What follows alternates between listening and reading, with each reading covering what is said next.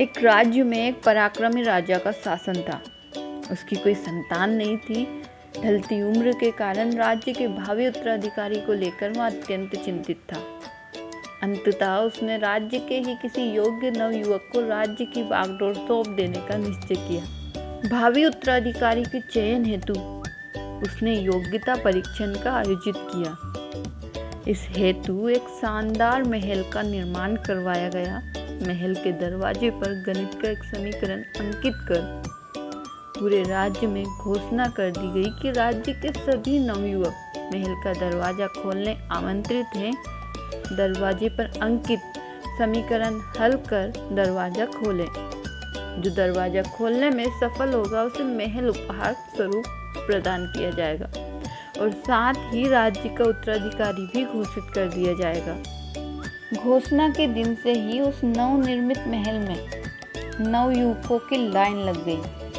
सुबह से लेकर शाम तक नवयुवक वहां आते और दरवाजे पर अंकित गणित के समीकरण को हल करने का प्रयास करते, किंतु आश्चर्य की बात थी कि कोई भी उसे हल नहीं कर पा रहा था।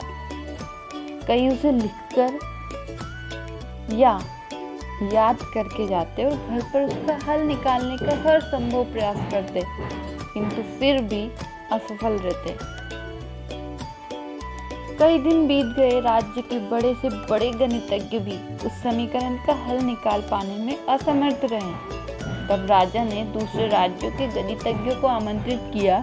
दूसरे राज्य के गणितज्ञ आए और गणित का वह समीकरण हल करने लगे। जैसे जैसे दिन ढलता गया, एक एक करके गणितज्ञ वहां से जाते गए। अंत में मात्र 3 लोग शेष बचे। उनमें से 2 दूसरे राज्य के गणितज्ञ थे, किंतु तीसरा गांव का एक साधारण सा युवक था।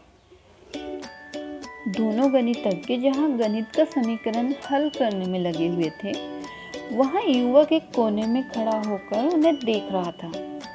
राजा ने जब उसे यूं ही खड़ा देखा तो पास बुलाकर पूछा, तुम दरवाजे पर अंकित समीकरण हल क्यों नहीं कर रहे?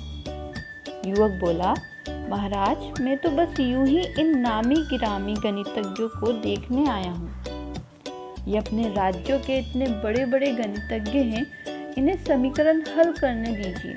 यदि इन्होंने हल निकाल लिया तो राज्य के उत्तराधिकारी बन जाएंगे। इससे बड़ी खुशी की बात और क्या होगी। यदि ये समीकरण हल नहीं कर पाए तब मैं कोशिश करके देखूंगा।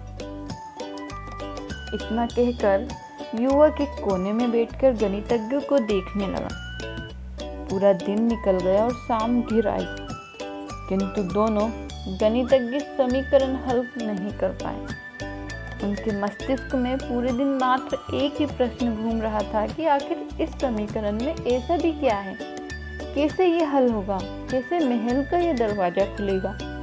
पूरा प्रयास करने के बाद भी वे समीकरण हल नहीं कर पाए। जब उन्होंने हार मान ली तो कोने में बैठा युवक उठकर दरवाजे के पास गया और जाकर उसे धीरे से धक्का दे दिया। जैसे उसने दरवाजे को धक्का दिया, दरवाजा खुल गया।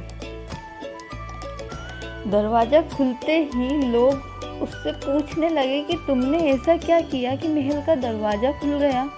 युवक बोला, जब मैं बैठकर सबको गणित का समीकरण हल करते देख रहा था तो मेरे दिमाग में विचार आया, हो सकता है कि दरवाजा खोलने का कोई समीकरण ही ना हो।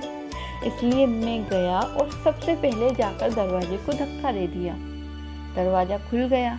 दरवाजे खोलने का कोई समीकरण था ही नहीं। उसका उत्तर वहां उपस्थित राजा ने भी सुना और बहुत प्रसन्न हुआ। उसने युवक को वह महल भी दिया और राज्य का भावी उत्तराधिकारी भी घोषित किया। इस कहानी से हमें ये सीखना चाहिए कि जिंदगी में हम कई बार ऐसी परिस्थिति में फंस जाते हैं जब हमें लगता है कि हमारे सामने पहाड़ जैसी समस्या है, जबकि वास्तव में कोई समस्या होती ही नहीं, या होती भी है तो बहुत ही छोटी सी, लेकिन हम उसे बहुत बड़ा बनाकर उसमें उलझे रहते हैं। बाद में समस्या का समाधान अपने आप ही निकल जाता है, या फिर थोड़े से प्रयास के बाद तब हमें एहसास होता है कि इतनी सी समस्या के लिए हमने कितना समय बर्बाद कर दिया। समस्या सामने आने पर विचलित ना हो, शांति से सोचें। और फिर समाधान करने का प्रयास करें।